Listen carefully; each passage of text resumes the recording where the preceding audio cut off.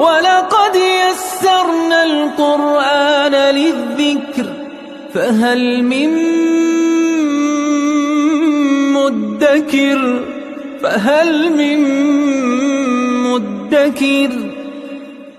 اعوذ باللہ من الشیطان الرجیم بسم اللہ الرحمن الرحیم الحمد للہ رب العالمین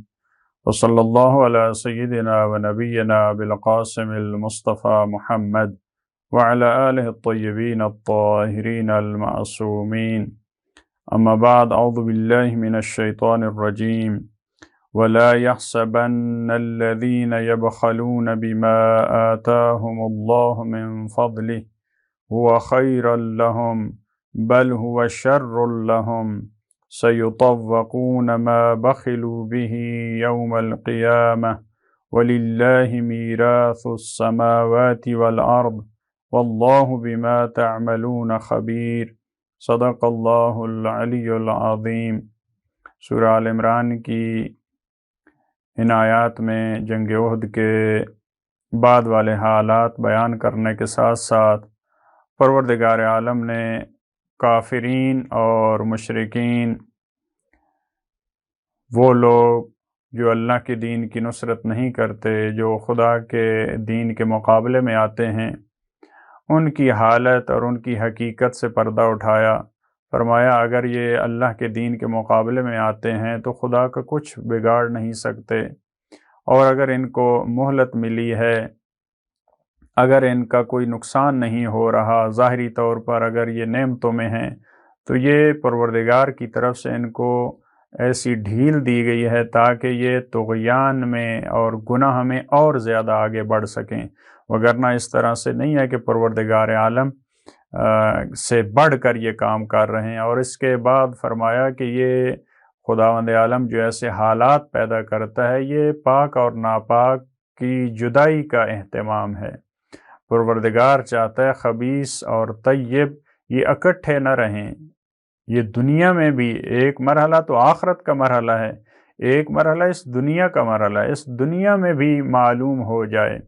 یہ افراد طیب ہیں، اور پھر دوسرے افراد ان کو اسوہ قرار دیں، رہتی دنیا تک ان کا نام باقی رہے، اور یہ وہ افراد ہیں جو منافق ہیں، جو خبیث ہیں،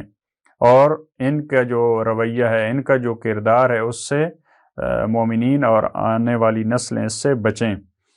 ایک مشکل جو منافقین کی اور کمزور ایمان والوں کی تھی، وہ اپنی جان کے بارے میں بخل تھا، جس کا ان گزشتہ آیات میں تذکرہ تھا۔ اپنی جان کے بارے میں بخیل تھے، اپنی زندگی کو دین کے لیے، رسول اللہ کے لیے، مکتب کے لیے فدا نہیں کرنا چاہ رہے تھے۔ دوسری مشکل جس کا آیت نمبر 180 میں تذکرہ ہے، یہ مال میں بخل ہے۔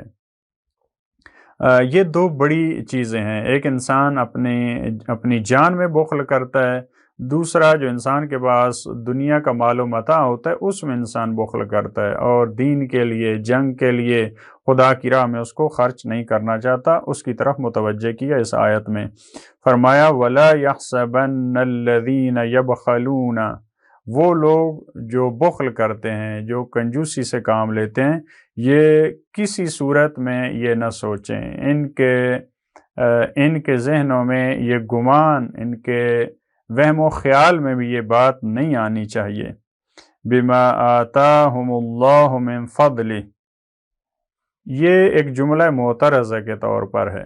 یعنی یہ بخل کرتے ہیں کس چیز میں، اس کی تھوڑی وضاحت دی ہے پروردگار عالم نے۔ وہ افراد جو بخل کرتے ہیں اس میں جو اللہ نے ان کو اپنے فضل سے دیا ہے، یہ ایک قسم کا ان کو یہ سمجھایا جا رہا ہے، یہ ان کو متوجہ کیا جا رہا ہے کہ یہ کتنی پستی ہے، یہ کتنی ذلت ہے، تم اسی سے روک رہے ہو، اسی سے پروردگار کی راہ میں نہیں دینا چاہ رہے جو اللہ نے اپنے فضل سے تمہیں دیا، یعنی تمہاری اپنی محنت نہیں ہے، غیر خدا نے تم کو نہیں دیا، اللہ نے ہی تم کو دیا تھا، اسی میں تم بخل کر رہے ہو۔ یہ ہرگز نہ سمجھیں کیا ہوا خیر لہم، کہ جس میں یہ بخل کر رہے ہیں وہ ان کے لیے بہتر ہے،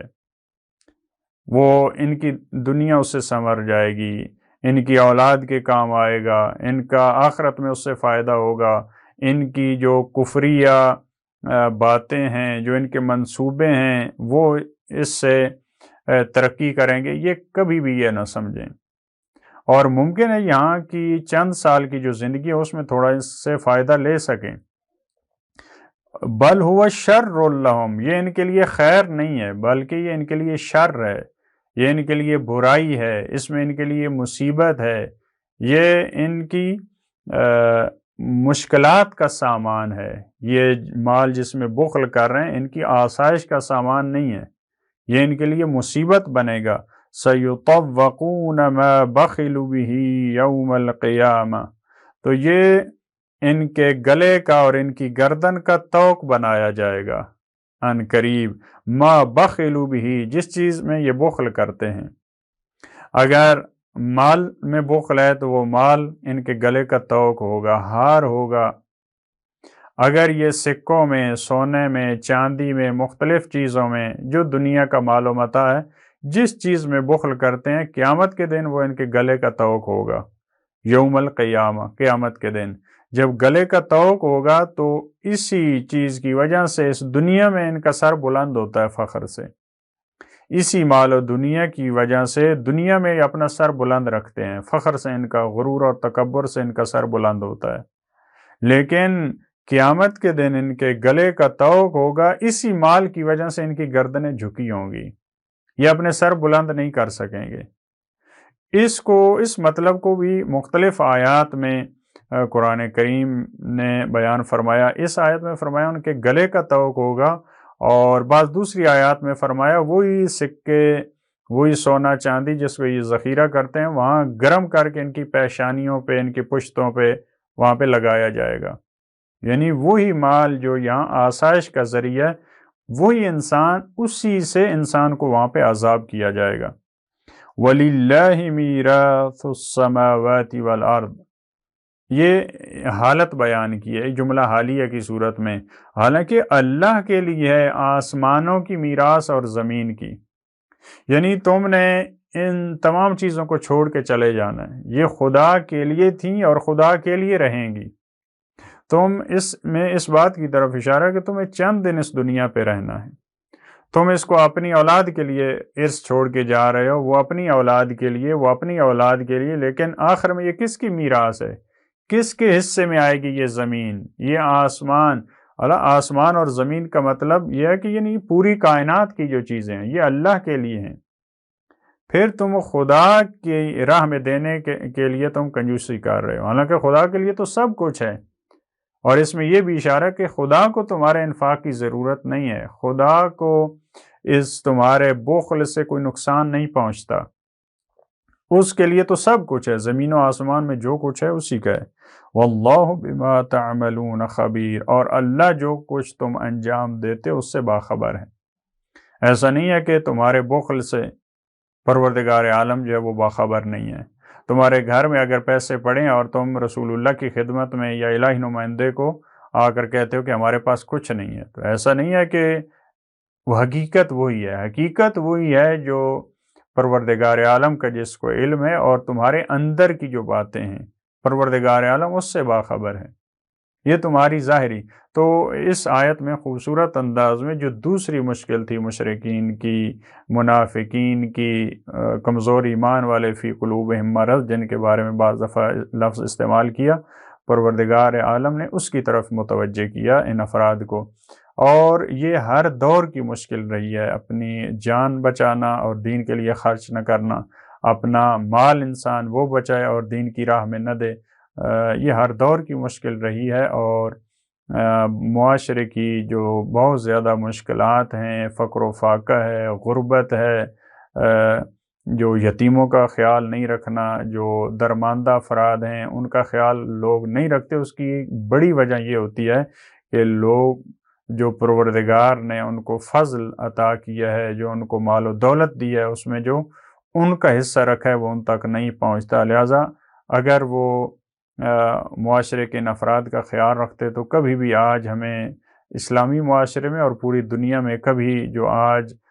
ہزاروں کی تعداد میں جو اعداد و شمار بتائے جاتے ہیں، لوگ غربت سے اور فقر و فاقہ سے مار رہے ہیں،